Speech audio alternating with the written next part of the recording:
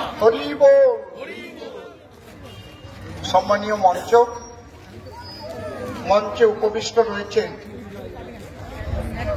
মাননীয় সুপ্রিম কোর্টের ব্যারিস্টার মহাশয় কবির শঙ্কর বোস মহাশয়। তৎসঙ্গে উপস্থিত রয়েছেন আমাদের রাজ্য রিফিউজি সেলের কো কনভেনার মাননীয় জয়দেব হালদার মহাশয়।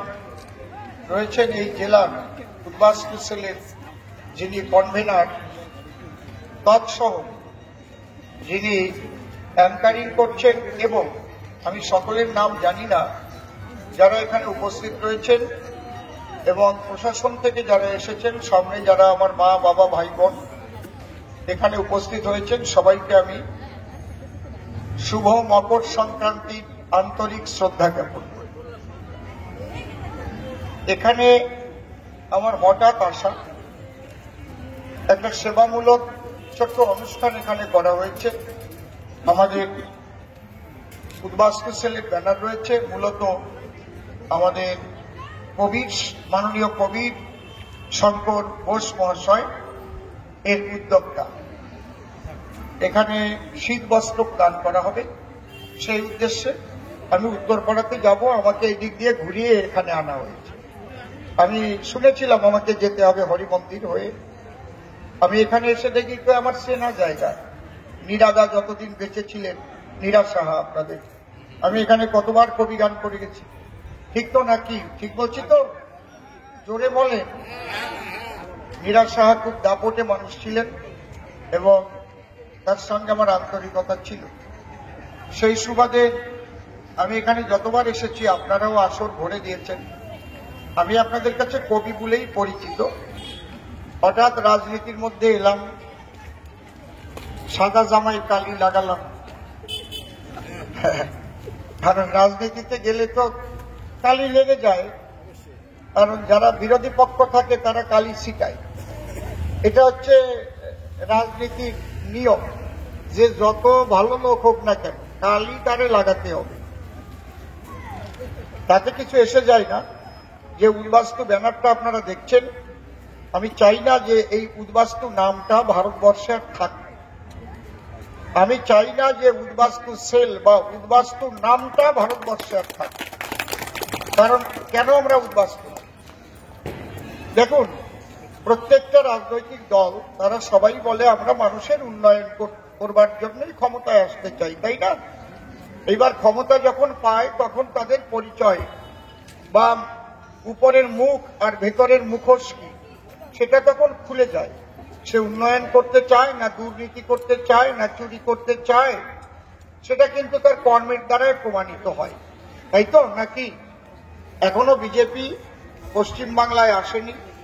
বিজেপি সারা ভারতবর্ষে কি করছে কি না করছে, সারা পৃথিবীর বুকে আমাদের বিশ্বপ্রিয় মাননীয় নরেন্দ্র মোদীজি তিনি কোন পরিস্থিতিতে কোন অবস্থায় তারা সেই যে জ্যোতি, মধ্যাহ্নকালীন যে সূর্যের জ্যোতির মতো তিনি বিশ্বে জ্বলে উঠেছেন, এবং সারা পৃথিবীর মানুষ কিভাবে মোদীজিকে সম্মান করছে আপনারা দেখছেন। আমি হয়তো তাকে অসম্মান করতে পারি, আপনি অসম্মান করতে পারেন, তাতে কিন্তু এসে যায় না। কিন্তু সারা পৃথিবীর মানুষ যে মানুষটাকে সম্মান করে, সিংহ গর্জনে যে মানুষটি চলে, ন্যায়ের পথে যে মানুষটি চলে, যে মানুষটি যা কথা দেয় তাই করে, আমি তাকে শ্রদ্ধা জানাই, আমি তাকে শ্রদ্ধা জানাই। তিনি বলেছিলেন যে কঠিন কাজ 370 ধারা কাশ্মীরে। ভাবতে পারেন কাশ্মীরে আমাদের ভারতবর্ষেরই একটা রাজ্য, সেখানে ভারতের পতাকা উঠত না, সেখানে ভারতের সংবিধান, এই সংবিধান অনুপাতে সেখানে চলতো না।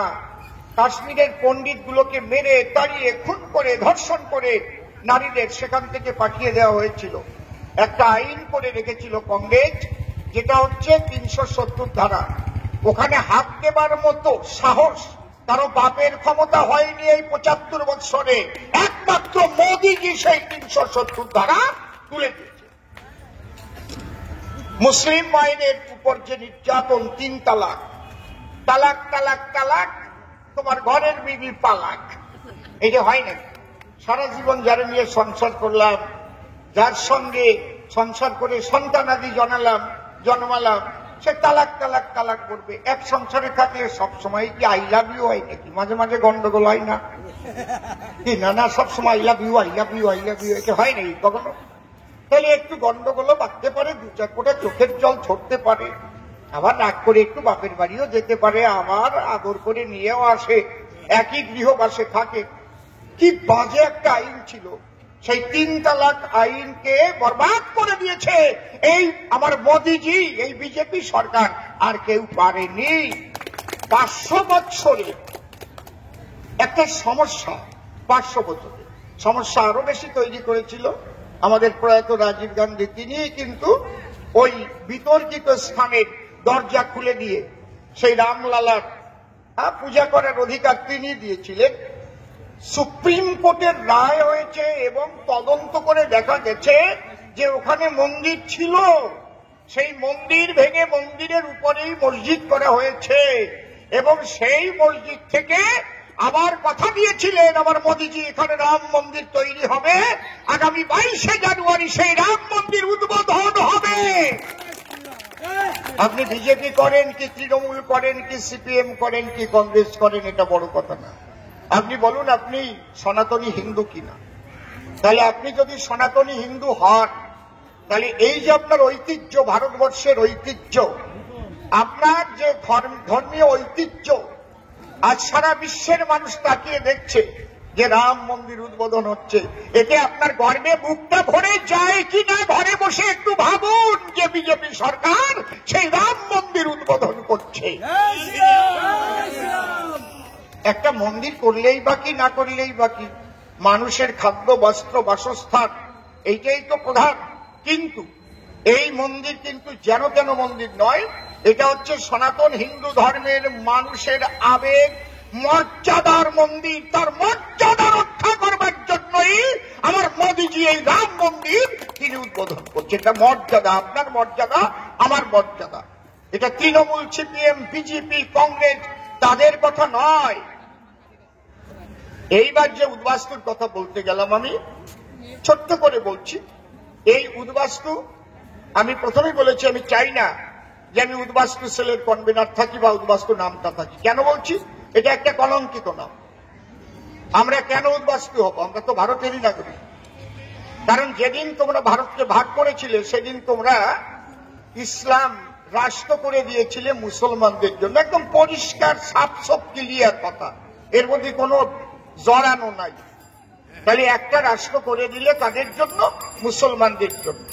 এমন ভাবে ভাগ করলে যেসব রাজ্যে মুসলিম সংখ্যাগরিষ্ঠতা আছে সেইগুলোকে মুসলিম রাষ্ট্র করে দিলে, কিন্তু সেখানে হিন্দুরাও ছিল, শিখরা ছিল, বৌদ্ধ ছিল, জৈন ছিল, পার্সি ছিল, খ্রিস্টান ছিল, তারা ওখানে ধর্মীয় সংখ্যালঘু হয়ে গেল।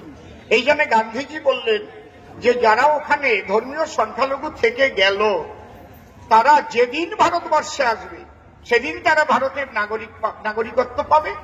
এটা শুধু গান্ধীজি বলেননি, জওহরলাল নেহরু, বল্লভভাই প্যাটেল, রাজেন্দ্র প্রসাদজি সবাই বললেন যেদিন তোমরা আসবে সেদিন তোমরা ভারতের নাগরিকত্ব পাবে এবং তোমাদের শিক্ষাগত যোগ্যতা অনুযায়ী ভারতের চাকরি বাকরি পাবে, কর্মসংস্থান হবে, এবং ওদেশে যে সম্পত্তি তোমরা ফেলে আসবে সেই সম্পত্তির মূল্য তোমরা এখানে পাবে, পুনর্বাসন তোমাদের দেওয়া হবে। যে মানুষগুলো তথাকথিত উচ্চ শ্রেণীর মানুষ এবং যারা ধনাঢ্য মানুষ, যারা ট্যালেন্টেড বুদ্ধিজীবী, তারা আগে আগে চলে এলো, কিন্তু খেটে খাওয়া শ্রমিক, কৃষক, দলিত, পতিত, লাঞ্ছিত, বঞ্চিত মানুষ, তারা তো 2 বিঘা 4 বিঘা জমি করত, তারা ভয় পাচ্ছে এগুলো ছেড়ে আবার চলে যাব, ওখানে গিয়ে কি খাবো। আবার যখন ওখানে অত্যাচারিত হয়েছে, ওরা পালিয়ে পালিয়ে পালিয়ে পালিয়ে দালাল ধরে ধরে ধরে ধরে ভারতবর্ষে চলে এসেছে। ঠিক বলছি তো নাকি? একদম ঠিক তো? পাসপোর্ট করে আসতে হবে তা কি তারা জানতো? মাইগ্রেশন করে আসতে হবে তা কি তারা জানতো? এই নামগুলো বুঝতো কি? বর্ডার স্লিপ নিতে হবে তা কি তারা জানতো? তারা বলতো ওই পাশিও দালাল নিয়ে যাচ্ছে, পাশিও দালালকে ধরে চল হিন্দুস্তানে যাই। তাই তো নাকি? একদম বাসার তাগিদে রাত্রিবেলা পালায়ে পালায়ে চলে আসে।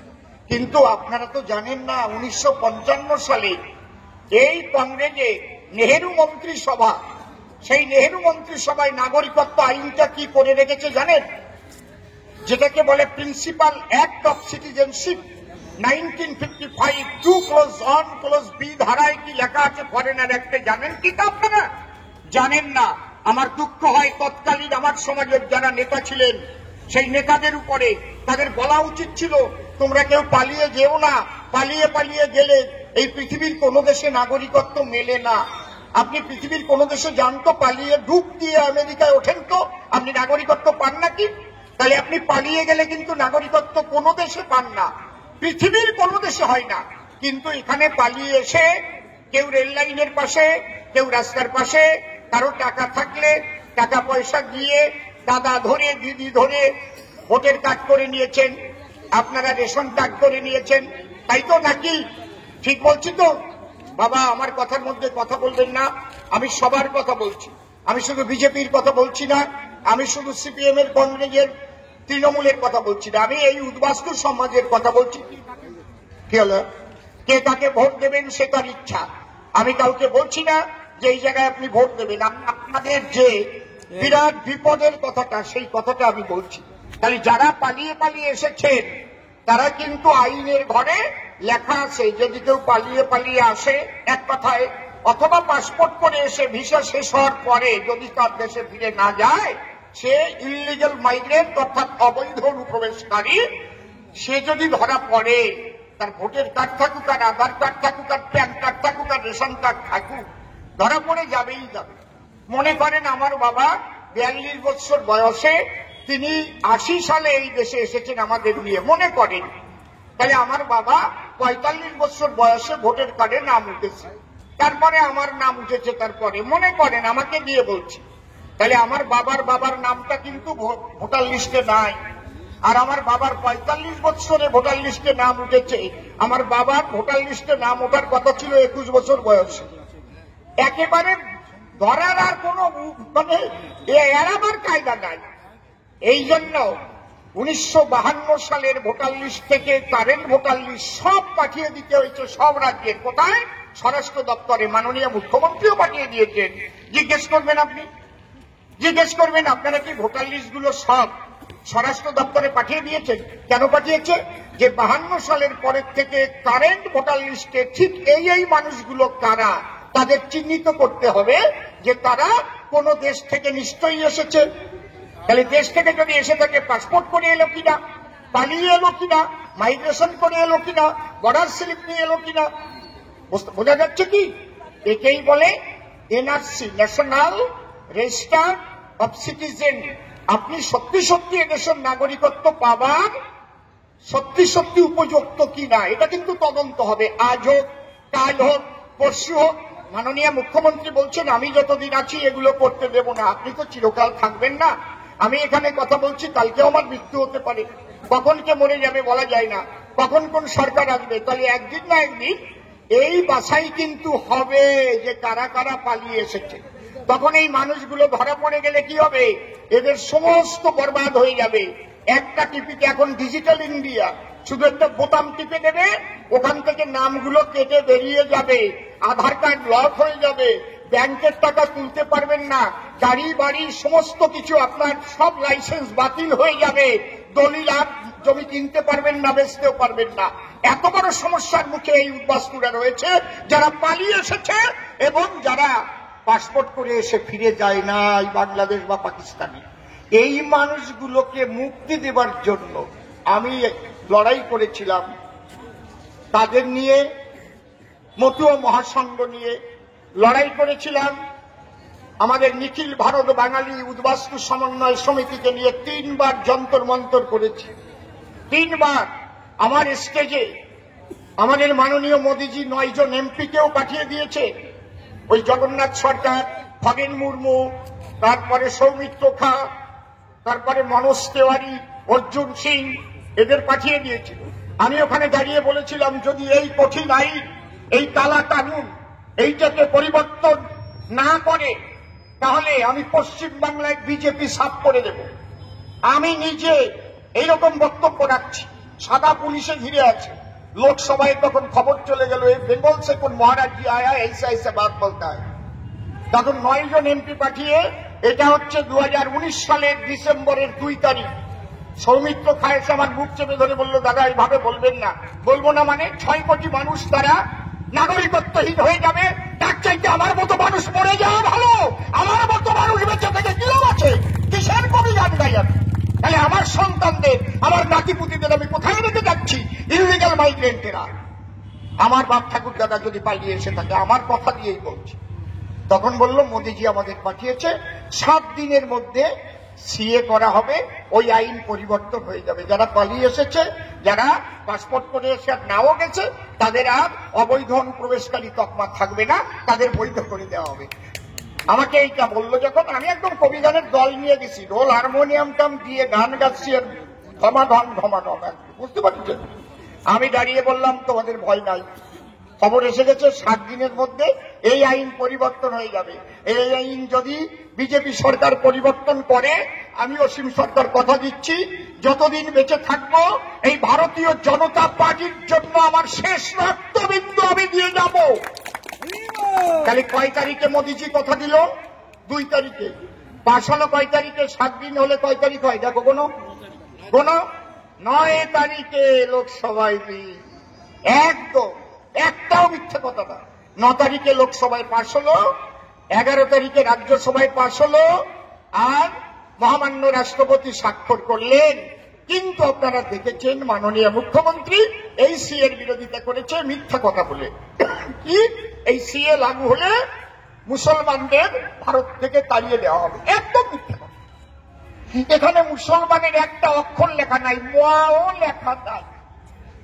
মুসলমান তো দূরের কথা বুঝতে পারছেন কি বলছি মুসলমানরা হচ্ছে ভারতের নাগরিক তারা তো ভারত ভাগ হয়ে গেলে অন্য দেশে যায়নি তার আব্বা তার আব্বা তার আব্বা তার আব্বা তার আব্বা সব আব্বা নিয়ে তো এই দেশেই বসবাস করছে তাদের কোনো ভয় নাই শুধু ভোট কালেকশনের জন্য মুসলমানদের তাকিয়ে তুললো গাড়ি পোড়ালো বাস পোড়ালো আগুন ধরালো এবং বিধানসভায় সর্বদলীয় ভাবে পাশ করালো আমরা সিএ লাগু হতে দেব না অদ্যাবধি সেই সিএ লাগু হতে দিচ্ছে না কিন্তু আমার মোদিজি পরিষ্কার বলেছেন আমার অমিত শাহজি ধর্মতলায় দাঁড়িয়ে মঞ্চে দাঁড়িয়ে বলে গেছেন যে মমতাজি আমি সিএ লাগু করব আপনি কিছু করতে পারবেন না ওপার বাংলা থেকে আসা সমস্ত মানুষকে নাগরিকত্ব সুরক্ষা দেব এই জন্যই উদ্বাস তুলছেন এই জন্যই ঘুরি আপনাদের জন্য আমি কিন্তু অন্য কারণে রাজনীতিতে আসি নাই আপনাদের কোনো ভয় নাই সিএ লাগু হয়ে যাবে অতি সত্বর এবং যারা পালিয়ে এসেছেন গত সালের আগে 2014 সালের 31 ডিসেম্বরের মধ্যে যারা আফগানিস্তান বাংলাদেশ ও পাকিস্তান হইতে ভারতে প্রবেশ করিয়াছেন সে আপনি পালিয়ে আসেন আর পাসপোর্ট করে এসে নাই যান কোনো ভয় নাই আপনারা সবাই ভারতের নাগরিক সবাই ভারতের নাগরিক এই সিএটা আমরা চাইছি আমরা দাবি রেখেছি যে লোকসভা ভোটের আগে অবশ্যই সিএটাকে লাগু করতে হবে এই যে দাবি আমরা রেখেছি এবং সেই দাবি মেনে নিয়েছেন আমাদের কেন্দ্রীয় সরকার আশা করছি অতি সত্বর এই সিএ লাগু হয়ে গেলে আর এই উদ্বাস্তু সেলের দরকার হবে না এই ব্যানার টানার পুকুরের মধ্যে আমরা ফেলে দিয়ে হরিবল বলে তখন নাজু আমার আর উদ্বাস্তু না হরিবল বলো ভারত মাতা কি ভারত মাতা কি ভারত মাতা কি জয় শ্রীরাম জয় শ্রীরাম হরিবল আমি এবার আসি